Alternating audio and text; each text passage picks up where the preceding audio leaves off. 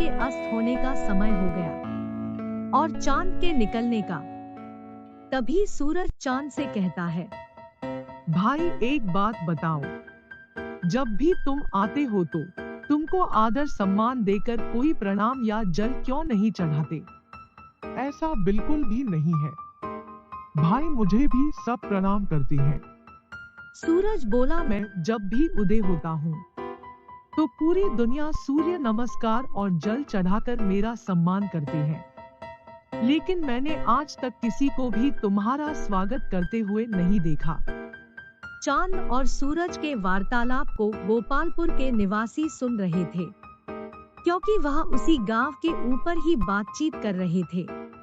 गांव का एक व्यक्ति गिरधर कहता है कि हम तो सिर्फ सूरज को ही भगवान मानते हैं,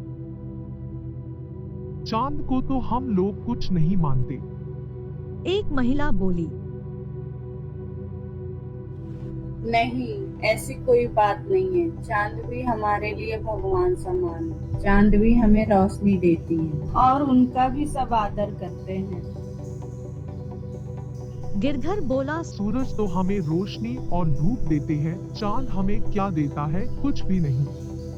एक दूसरा व्यक्ति बोला, सही कह रहे हो भाई, जब चांद रोशनी देता है तो हम सारी रात सोए रहते हैं। हमें उस रोशनी की क्या आवश्यकता है? हमें चांद की कोई जरूरत नहीं है। गिरधर बोला, हाँ, अगर चांद नहीं आएगा तो हमें कोई फर्क नहीं पड़ेगा। दूसरा व्यक्ति बोला, हाँ सही बोले, उसका होना ना होना एक ही बात है।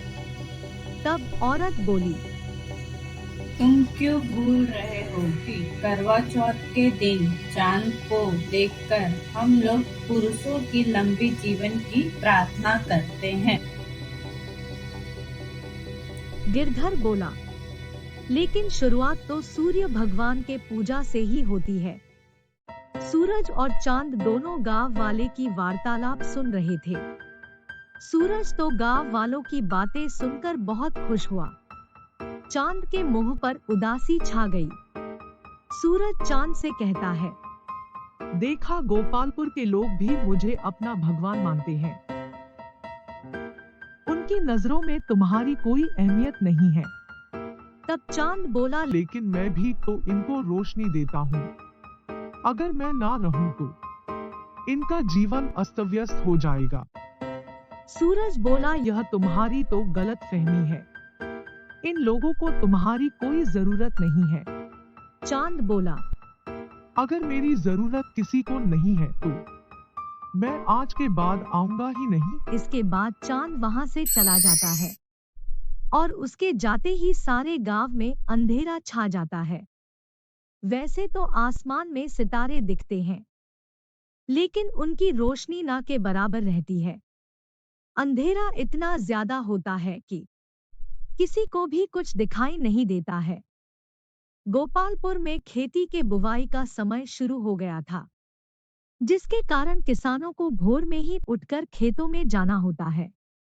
चांद के ना होने पर घर के बाहर अंधेरा रहता है। तब गिरधर अपनी पत्नी से कहता है, अरे भाग्यवान, उठो, खेत में बुवाई के लिए जाना है। और अगर सूरज आ गए तो बहुत धूप हो जाएगा, जिससे खेत में काम करना संभव नहीं हो पाएगा। तब उसकी पत्नी बोलती है, हाँ, बुआई के लिए तो जाना है, लेकिन बाहर बहुत अंधेरा है। आप अभी सो जाइए, मुझे भी सोने दीजिए। गिरधर बोला, मुझे लगता है बाहर सुबह होने वाली है। आप सही कह रहे हैं, लेकिन बाहर बहुत अंधेरा है, हम जाएंगे कैसे? तब गिरधर बोला, ठीक है, फिर बाद में ही चलते हैं। इसके बाद दोनों सुबह होने का इंतजार करने लगे। फिर सुबह हुई और दोनों खेतों में काम करने के लिए चले गए। लेकिन थोड़ी देर में सूरज की रोशनी बहुत तेज हो गई, जिससे खेतों में काम करना संभव नहीं हो पा रहा था। हे भगवान, बहुत गर्मी लग रही है, घर चलते हैं जी। कल सुबह जल्दी आकर काम कर लेंगे। हाँ, तुम सही कह रही हो। इस भयानक गर्मी में तो हालत ही खराब हो गई है। अगले दिन भी जब सुबह उठते हैं तो तो बाहर बहुत अंधेरा रहता है और बाद में जब काम पर जाते हैं तब तक तेज धूप हो जाती है। इस समस्या से परेशान होकर गिरधर सूरज भगवान से प्रार्थना करता है कि हे सूरज भगवान, आप रात में भी अपनी रोशनी दे जिससे हमें चंद्रमा की रोशनी की जरूरत ना हो। गिरधर और उसकी पत्नी घर आ जाते हैं। फिर गिरधर अपनी पत्नी से कहता है कि खाना बना दो क्योंकि आज रात नहीं होगी और हम लोग खाना खाकर सोते हैं।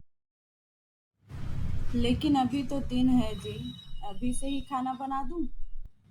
गिरधर बोला, हाँ, अभी बना दो, मुझे बहुत भूख लगी है। अच्छा ठीक है, अभी बना देती हूँ। तब गिरधर की पत्नी ने खाना बनाया। गिरधर की पत्नी खाना बना के लाती है। फिर दोनों बैठ के खाना खा लेते हैं। लेकिन फिर भी रात नहीं होती। दोनों सोने चले जाते हैं। बहुत गर्मी लग रही है, बिल्कुल भी नींद नहीं आ रही है। ऐसा करता हूँ, जाकर नहा लेता हूँ। इसके बाद गिरधर नहाने चला जाता है। नहाने के बाद भी गर्मी लग रही है। तभी बाहर बहुत आवाज आने लगी।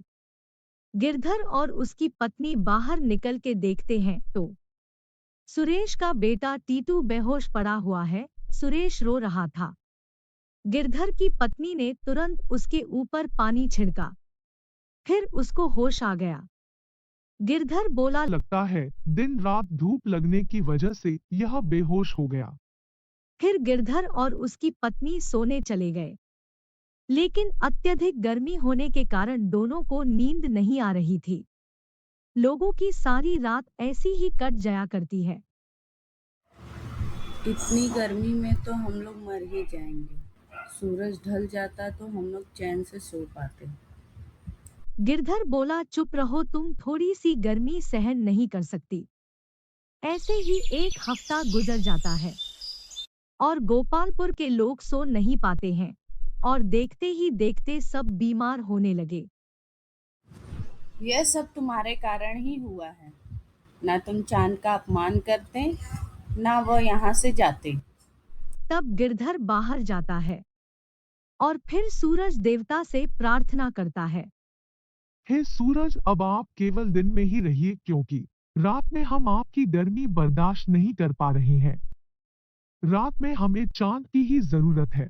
गिरधर और सभी गांव वाले चंद्रदेव को पुकारने लगते हैं।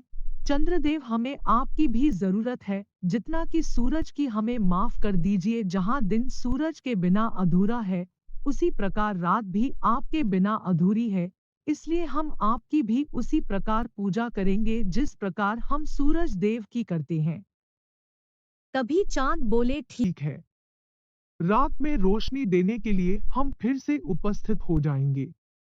इसके बाद सूरज देव भी वहां आ जाते हैं और चांद से बोलते हैं, मुझे माफ कर दो भाई, मुझे समझ में आ गया है कि जितनी जरूरत दुनिया को मेरी है उतनी ही तुम्हारी भी। सूरज ढल गया और रात में चांद ने अपनी रोशनी पूरे गांव में बिखेर दी। इसके बाद सभी गांवों वालों ने सर झुकाकर चांद का स्वागत किया।